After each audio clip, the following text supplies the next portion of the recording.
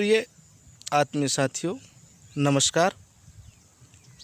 मित्र भीम ने पूछा है कि गृहस्थ जीवन में रहते कैसे मोक्ष की प्राप्ति की जा सकती है। बात करते हैं मोक्ष की। दुनिया में कुछ अलौकिक पुरुष हैं और कुछ लौकिक पुरुष हैं जिन्हें हम कहते हैं कि ये मोक्ष को प्राप्त हुए हैं। उनके बारे में हम जानते हैं और बहुत ऐसे हैं जिनके बारे में हम नहीं जानते। अब अलौकिक पुरुष की बात करें, राम, कृष्ण, जनक, ऐसे अनेक भारतीय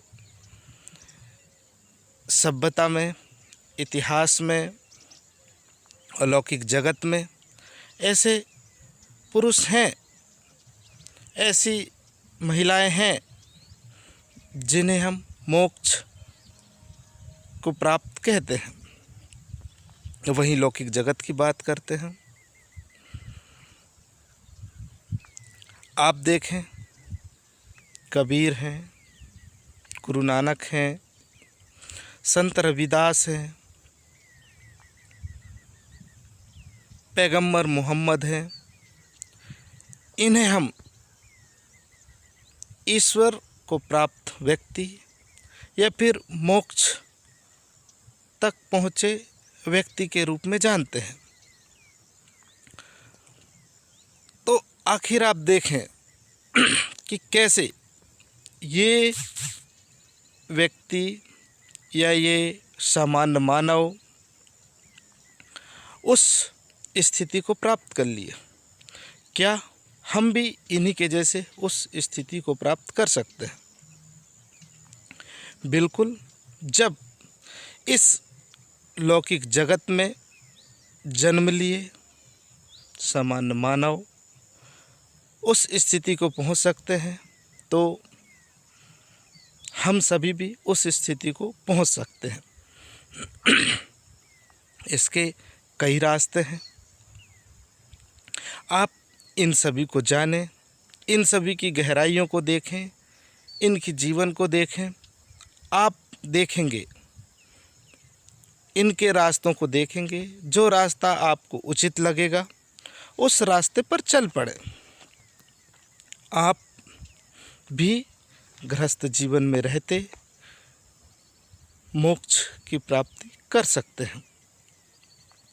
इन सब में एक बात कॉमन है कि ये सभी मन के पार हो गए, आत्मा से जीने लगे। आप भी अपने मन के पार होने का प्रयास करें। आप जैसे ही मन के पार आत्मा के तल पर पहुँचेंगे, आपको भी कुछ अनुभूति होगी, आपको भी कुछ अनुभव होगा। फिर धीरे धीरे आप भी उस स्थिति को पहुंच सकते हैं।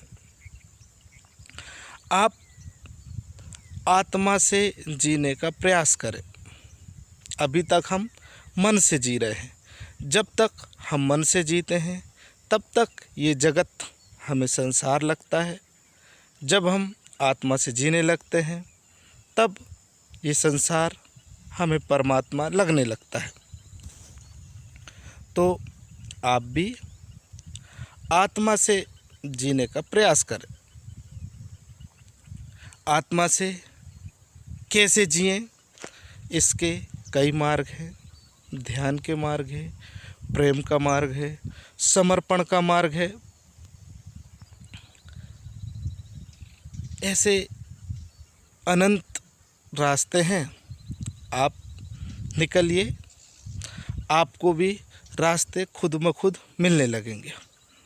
आशा है आप भी उस परम ऊंचाई पर पहुंचेंगे, उस चेतना की परम स्थिति पर पहुंचेंगे। आपने सुना, आपके अंदर बैठे परमात्मा को नमन। धन्यवाद।